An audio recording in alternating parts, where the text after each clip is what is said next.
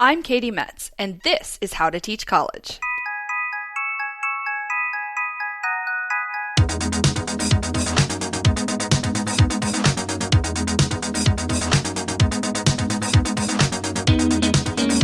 Welcome back to How to Teach College. I am Katie Metz, and it is Wednesday, February 12th here in Indiana. That's significant to me because I have been back from Santiago, Chile for exactly 1 month today.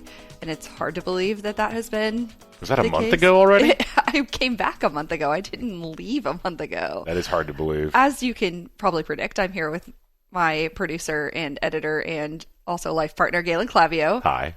How are you doing? Good. Good to be back on the podcast with you. Yeah, it's been a minute since you've been here with us. Yeah, well, it's your show. I'm just here to put it up on the internet and occasionally record. But because of some scheduling issues, there was a reason for me to come on. But it's mostly just to give you someone to ask you questions because we've got a lot to talk about with this trip that you just said. You're my facilitator today. Yes. So yes, the significance of February 12th today is that I landed back in Miami in the United States from Santiago, Chile a month ago. And the reason I was there, people, are you there for fun or for business?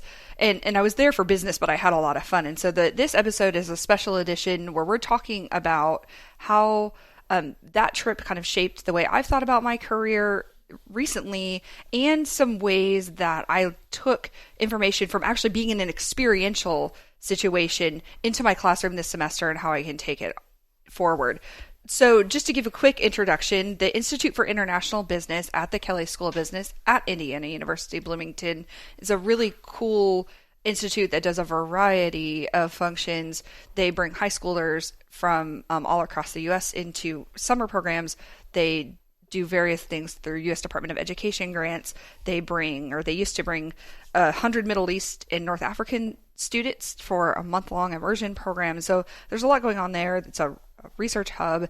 And in the Institute of International Business, there's one of about 20 in the country, the Center for International Business Education and Research, which is a federally, supported center. So I got anointed with a trip, and that's very kind of silly to say. We didn't get anointed with it. You were selected because selected. You've been very effective in both pedagogy and obviously an internationally related thing. Don't for those of you who are out there, it's not like they just spin the wheel like on Princess Bride. It's like you just want a trip to Chile. That's not the way that it worked for you. So I got an email in September from program director Christine Everett now, actually. And she basically asked me if I wanted to go. And of course, you get invited on these things. It was such a cool thing. I think I immediately texted you, Galen, and I was like, well, yeah, what are my next steps? And the response was kind of shocking, but also kind of led to a lot of my decision making here, which is pick a trip. That was her response. So I chose to go on the Santiago, Chile. The program is called Faculty Development in International Business and CIBER centers. We have one. We didn't host this one, but CIBER centers from across the country host these trips. They're about 10-ish a year, give or take a couple. One of them, this is the third year running, is a trip to Santiago, Chile. All of these trips have different themes, and it's there are people from all across the country in a variety of probably business related, but academic and professional capacities go on these trips. And so not only is it a networking opportunity in the sense that you're going to another country and learning a lot about a specific industry or region of the country, but you're also networking with people from across the country and even across the globe who are in the same profession or similar profession. So that's kind of the genesis of the trip. It's why I chose Chile for a variety of reasons, not the least of which is it was summer in January there. Yeah, it's the southern hemisphere comes in handy sometimes. The southern hemisphere was helpful in January when we're in Indiana in February now, yeah. So what was it about? Because there were several other trips that were available in a bunch of really intriguing locations. There were some spots in Africa. There were some spots in East Asia. What was it about this trip that really appealed to you more than the others? So Chile's kind of been a bucket, actually for you as well, we're married, has been a bucket list trip for me for a long time.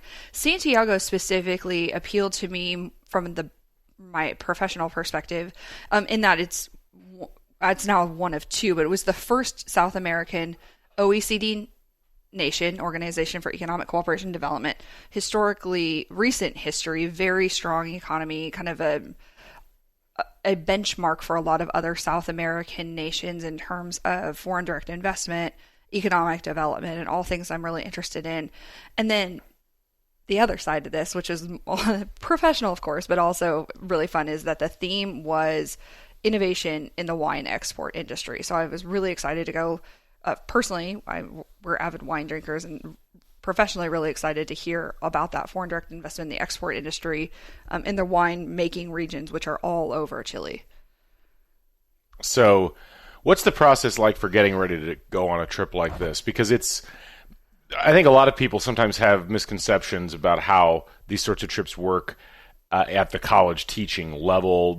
Some people think, oh, it's a vacation. It's like, that's not really the way that it works. There's a lot of work that goes into not just the trip itself, like being there, but also the planning process going into it. That's a really good point. So it was hard for me. I'll just kind of back up when you said people think it's a vacation. It absolutely was not a vacation. I was there on a grant from the CIBER Center funded by the U.S. Department of Education. And so I knew I was there on business, but it was hard when I went into customs. What are you here for, business or pleasure? And I was like, well, I'm really excited to be here on business. The process for the trip was really nice this time around. And whether you fund these trips yourself or whether somebody funds it for you, so if you're taking it out of your own professional funds, or like me, somebody asks you to go on a trip like this, or if you want to go, the great thing about this is universities like Temple University, who hosted this trip, are really, really organized and really capable of putting something together.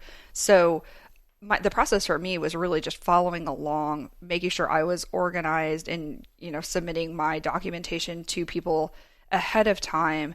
But the fun part was that most of my research, my preparation really came from just understanding the businesses I was going to be traveling to see, what the region was like. We got bios of the other participants ahead of time, so kind of doing a little bit of research about who was going to be on the trip with me, how many people, the dynamics. And so I was really lucky, and all participants are on these sorts of trips, that a university like Temple was backing us and had a really good sense of organization so that I could focus on my own professional development ahead of the trip.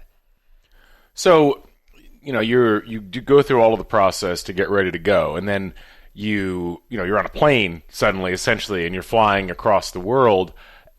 From the standpoint of when you go to something like this, what do you want to get out of it from a professional development standpoint? Like, and I've gone through this myself with faculty trips I've taken, because you can go places, but you do have to kind of plot out how you want the trip to positively affect you from a professional perspective. So what was your thought process going into this? Yeah, so I'll be totally honest about this, and you live with me, and so you saw this kind of manifest.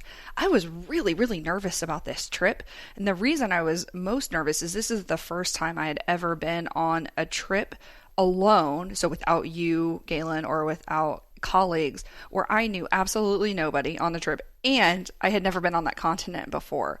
And I got really, really lucky that the participants on that trip, both the hosts and the other participants like me, were really experienced travelers. And so my thought process professionally was, I was so nervous to meet people and so nervous about the whole like networking and immersion thing that I just really wanted to make the most of that feeling of getting out of my comfort zone. No. So I had no idea kind of what to expect. We got the itinerary ahead of time. There's some free time here and there, but the days are pretty packed. I kind of knew that ahead of time. But what do I want to do to really get out of my comfort zone and meet people and just be there and not worrying about what's happening at home, or whether I need to grab my laptop and work on this semester, or whether I'm going to sort of make friends or do anything weird when I was on the trip. So that's a little more personal than professional, I guess. But for me, it was really about getting out of my comfort zone as a human and going and experiencing things, willfully experiencing things that I'd never experienced before. So you're in Chile, you're nominally looking at the wine industry. Yeah. So what sorts of lessons are you trying to gather through that process? And like what what were the sorts of things that they were highlighting that you could bring back into your classroom? And maybe just to refresh everybody's memory, what is your classroom, or what are the things that you're teaching this semester? What is my classroom? So I'm an international tax consultant by trade, and my classroom this particular semester involves international financial reporting, global business analysis, and domestic financial reporting for finance majors. So I've actually been really lucky this particular semester that I've had an opportunity to be engaged in international current events, and I've been able to sort of, and we'll get to this later, but I've been able to kind of engage my students with international current events this semester more than most semesters. The host on the trip, the leader on the trip, was Dr. Kevin Fandel, and he is an associate professor at Temple University. He is an attorney and a PhD, and he was really, really clear to all of the businesses we visited that the goal of this trip for us was to grab something from Chile where we were and take it back into the classroom. So the cool thing about this for the group is that I was the only accounting faculty member on that trip. All of us were business-ish, but there were entrepreneurs, there was business management, strategy, operations, there were IT people on this trip. And we were all grabbing individual things, but kind of working together to go, oh, that would be really cool in your classroom, Kevin, or Katrina, doesn't that sound like something that would really work well in a small group in your capstone class? So for me, it was just kind of, I took a lot of notes on the company visits, and I was really trying to highlight ways that I could compare domestic accounting issues in the US with a global context, which for accounting is actually kind of difficult to do. It's surprising. I was so excited to be on this trip, but from an accounting faculty perspective, it's very, very domestic. The law is really, really different than it is anywhere else. So grabbing information and taking it globally is tricky because so much of our content is rooted in U.S. law and U.S. financial reporting standards. So any anecdotes I was able to pick up, I'd sort of write them down. Any sort of business model nuances that the leaders of the companies were talking to us about, I'd sort of quickly write it down. And I've actually been able to translate it quite effectively into my classroom so far in a variety of capacities. One thing that's really interesting about the wine industry in Chile is that it's heavily an export industry. So Chileans drink some wine, but really these vineyards, some of which are absolutely enormous, some of which are really specialized, organic, biodynamic, and some of which are more commercial, tourism driven.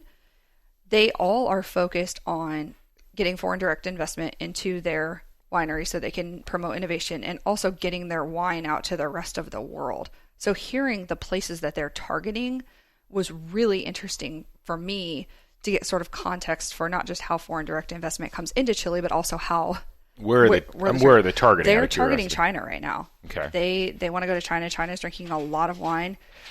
Chile's on the west coast. They call Santiago the Los Angeles of the Southern Hemisphere, which I actually agree with now that I've been there. And so they have a lot of, it's fairly easy to access ports in the U.S. and in China. So China's their big one. The U.S. is probably the secondary, some to Europe. Within the confines of what you're thinking about as you're going through that, like, are you trying to take notes during the time? Are you just trying to absorb things? Are there particular people that you want to talk to on a consistent basis at every stop that you're at? I took a lot of notes on this trip just so I would have a refresher of concepts that I wanted to bring back. And that kind of varied from place to place. So even though the theme was innovation in the wine export industry, we visited 3 vineyards, wineries, but we also visited the Home Depot equivalent of Chile. We visited a mine company. We visited a small fruit export company. We visited basically the Chilean Chamber of Commerce. We heard from a couple of business people who came in to talk to us just in general about doing business in Chile. We heard from one of the most innovative and rising telecom companies in Chile. And so each of them had a really different perspective of sort of the accessibility of Chile, the goals of the Chilean economy, and the ways that their business has been successful in drawing attention to the Chilean economy. And so for me, it was sort of grabbing, there were definitely some businesses, some conversations that I could relate to more than others, but it's sort of drawing on general themes and what I could relate to. There was an IU alum there. Really? I was really excited about that one. Yeah, somebody had done his homework and knew that a faculty member from the business school was going to be on this trip, business school at IU. And so I got to meet one of the investors of the telecommunications company we visited, who's an IU alum, grew up in Fort Wayne, Indiana. That was cool, kind of the small world aspect of it. Another thing that I was having a lot of conversations with expatriates, people who have a variety of ages and experience levels, who took internships in Chile and just decided to stay. So I was particularly interested in understanding how people gravitate toward this region, what makes them stay in spite of some, obvious difficulties in economic development there, especially in recent months. I think that seems reasonable. So you go on the trip and you get a chance to interact with all of these people. Like what else sticks out to you from having been there for a week and really just being embedded in the whole process? And also, kind of being in a little bit of a bubble, obviously, because you're with these other faculty members from other institutions and you're all traveling in essentially like a tour group from place to place. So like what were the things that I guess have stuck with you in the month since you've gotten back? So context for the tour group you were talking about, there were 9 faculty members on the trip. 3 of them brought partners. So our group, not including the host, was 12. And so in total, our group is, 15 or fewer. So it was a nice sized group.